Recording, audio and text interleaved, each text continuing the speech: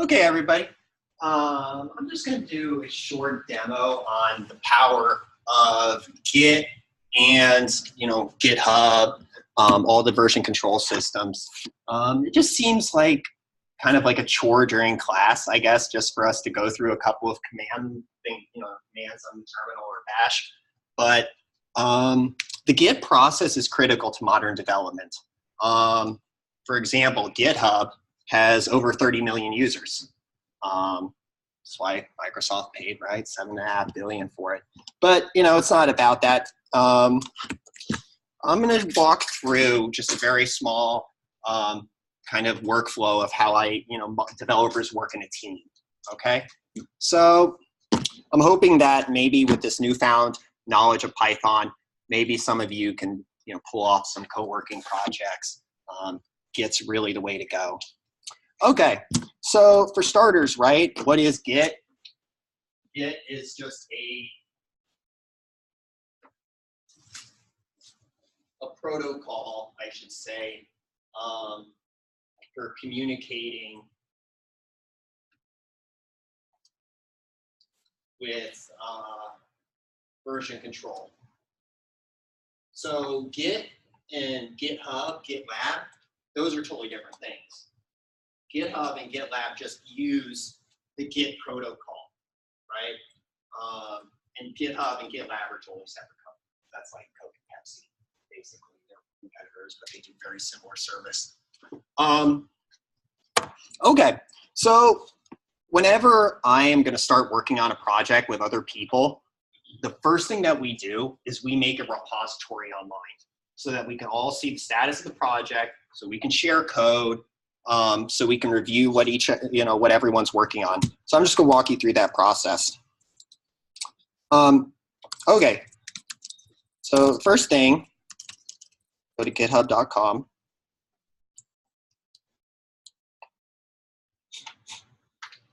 All right, let me go to my profile. Just a little bit about GitHub.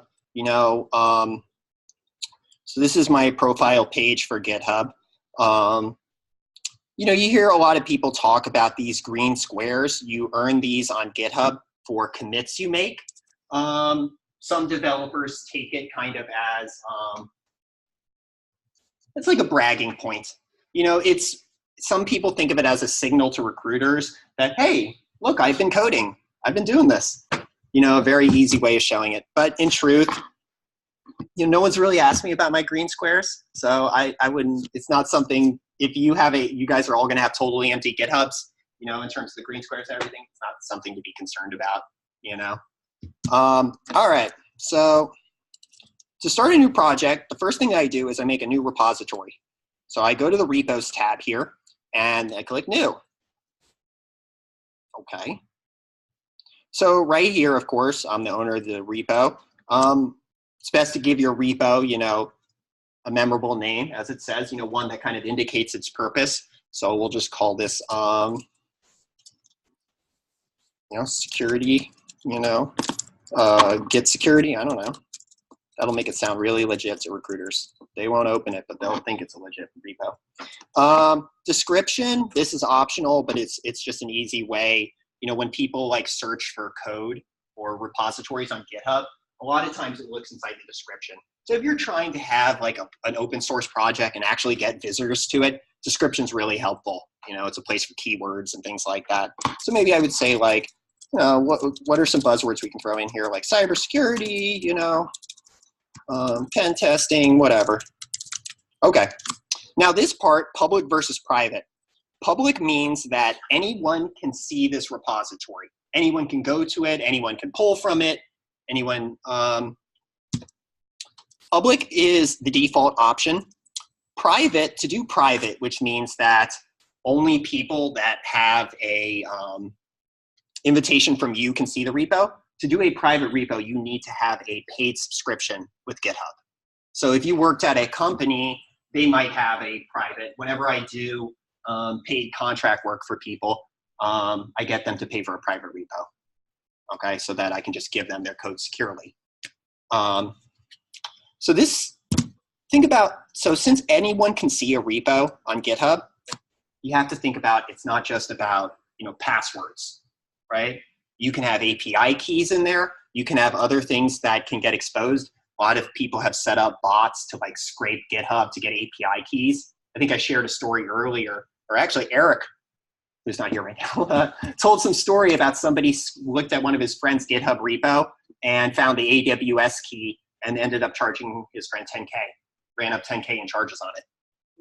So it's very important to secure things on GitHub and not post, information like that, Can I just take one comment or two?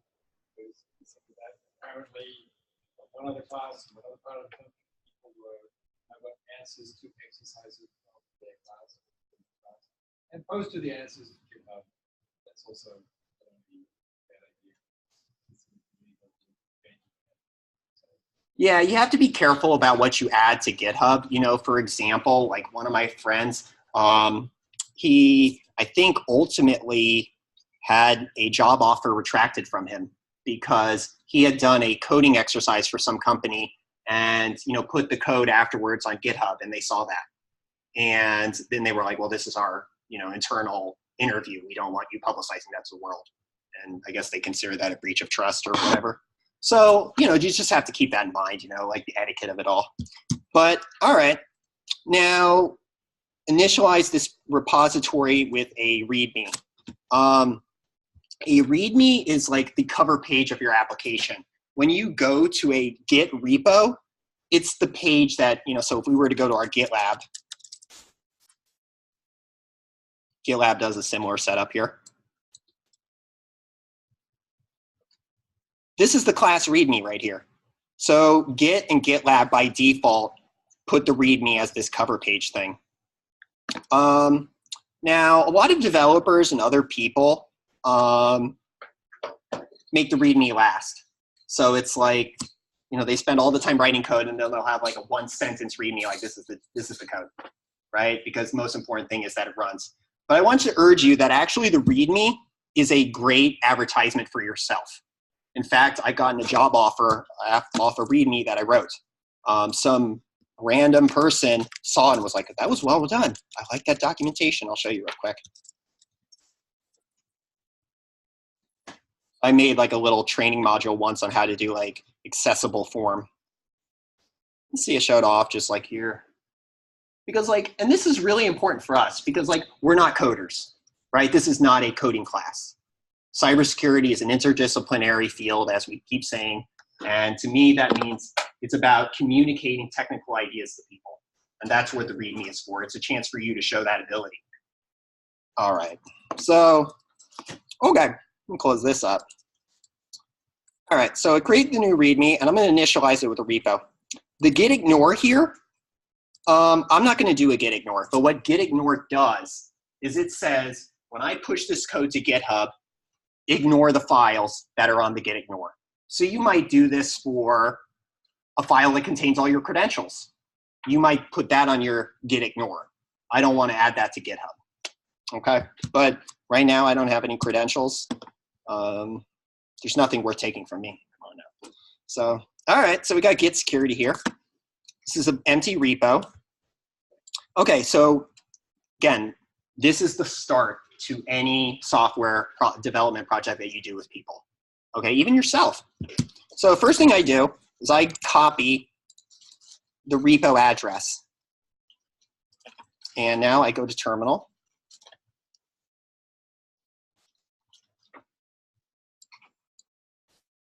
Cool. And now I'm going to just make a new file, well, let me first go to desktop. I'll make a new folder for this.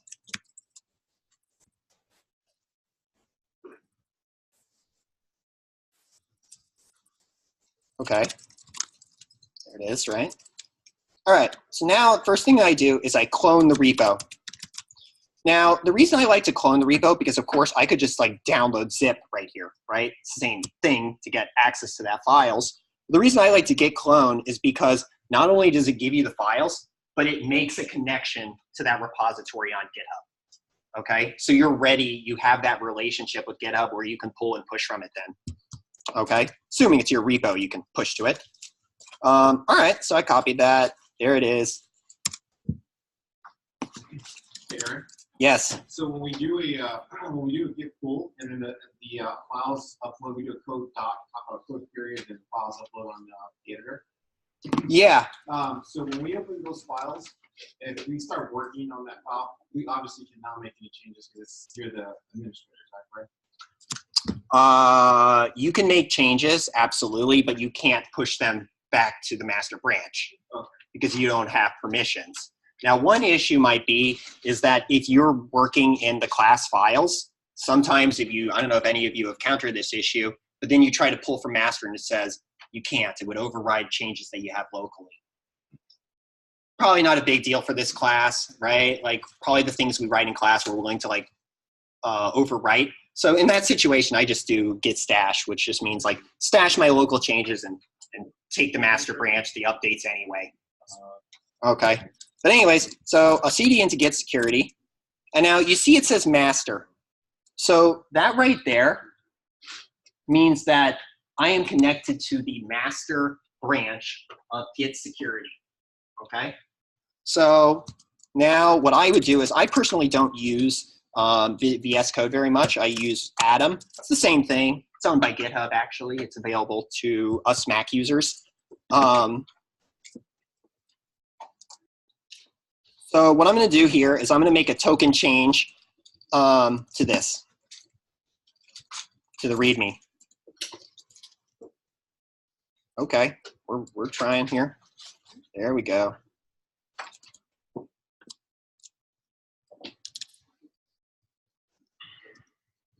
And your README is written in Markdown. Markdown is just kind of a way of writing HTML in plain text. So like, you know, this is like an H2. I mean, an H1 would be like, you know, cybersecurity, kind of like, you know, like my repo.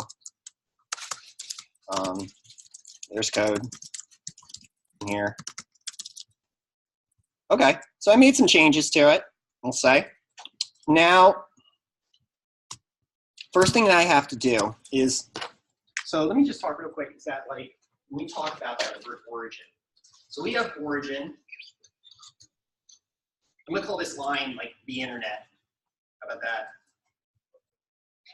And this is your local machine, that's you.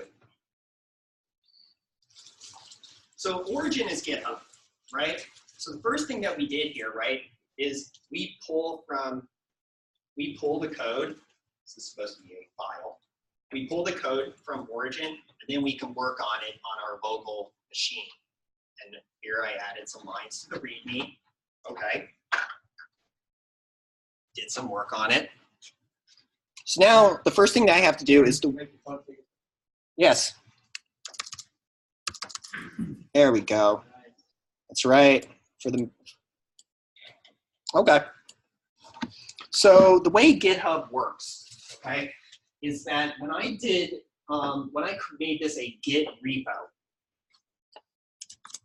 so ls, that's all the files in there, but not really actually, because they don't show you the files that you're not going to touch yourself. But when I made this a Git repo, you see we added this .git. That's what powers the Git protocol. Every time we push or pull from master, what it really does is it looks at this Git, which is like a snapshot of your application, and compares it to the most recently saved snapshot. And it just, changes what's different. So here, what's my previous snapshot? It's just that README. So first thing I do is git add a, or git add all.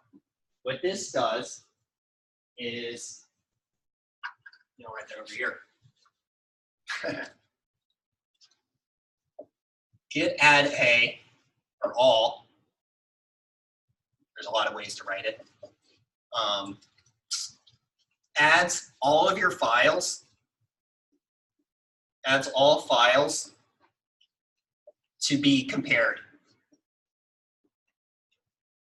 or tracked to be compared with repo. Okay, So I'm telling GitHub when I do git add all, I want you to compare all the files in my local repo to what's in origin. Okay. So now, after I do that, next step here, and I could do git status. It's always a good thing to see. Okay.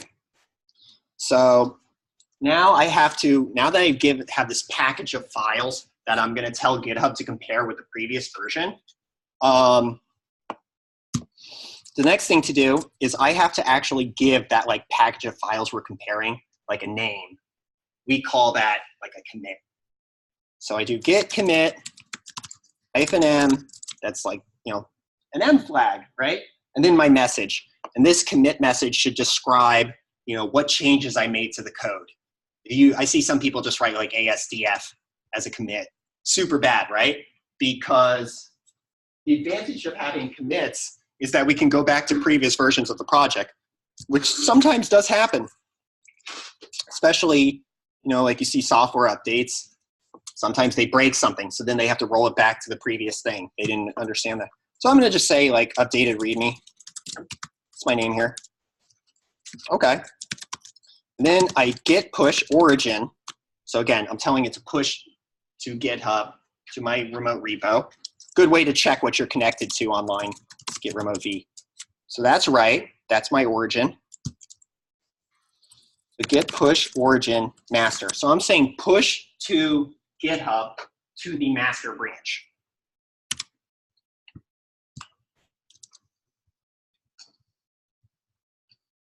Okay. Now it should be updated, right? It's really fast. There's code in here, and you see how it's like an H1 and H2 and then like an H3. But of course, in reality, like if you were part of a tech company, you would never push directly to master branch, right? Most companies have some kind of standing policy that before we push to master branch, it has to be reviewed by a number of people. Another issue, right, is let's say I'm working on this repo and we all have different roles, right? I'm working on the back end. This guy is working on the front end. This lady's doing the accessibility, whatever, right? So the way we do it really is, first thing that I do when I'm working on a team with people, I've been given my task to do. This weekend I have to make the back end or whatever, right? What I do is, first thing I do is make sure I have the most recent copy of the repo already up to date. This is important because again, as I said, the way GitHub works is that it compares your app with the snapshot of the application. So if you don't work off the most recent copy of the repo, GitHub's not going to be able to compare that. It's going to say, I don't understand. That's like a different version than the master. So it won't be able to do it. And when you try to add your code later, you'll have lots of problems. So, okay. So what I would actually do here is I have this. Okay. So what I would do is I would just make a branch here. And a branch is a copy of the project that we can work off of locally. So I'd say git branch, and I'll call this like, what am I going to add here? I'm going to add like some HTML maybe. And then what I would do is I would move over to new HTML. All right. Now you see everything. And again, I would do like code dot, or whoops, I don't have that. So now I open up my own branch of it.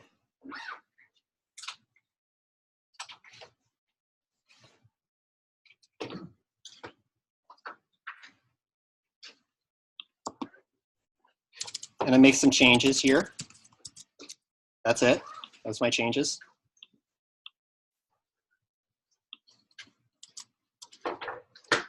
So now what I would do is I would actually push this branch to GitHub.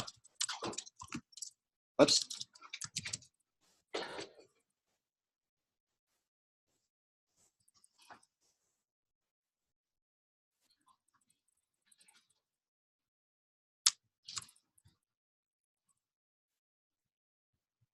And now you notice that I did git push origin, and then I didn't say master. I said my own branch, right? So then what would happen is if I was working on this with a team and wasn't such a hermit. What other people would do is then they would see, oh, okay, there's 2 branches. Whoops. And then they would go over to my branch and they would look at it and say, okay, I actually like what Aaron did, or well, not necessarily, they might refuse it. But then we can do a create a pull request, which just means consider my code for inclusion in master branch, basically, right? So it's really cool. You can look at like the changes made here. I actually like them. I'm going to approve them. And we are able to merge the pull request. Confirm merge. And then now the process is after we integrate our branch into master, there's no reason to have our branch. It's done. It was created just for me to do some feature. So I delete the branch here. Okay. And you notice now master has incorporated the changes from that branch.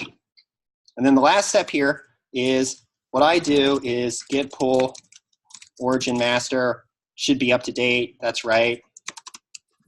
And then I do git checkout new or git checkout master.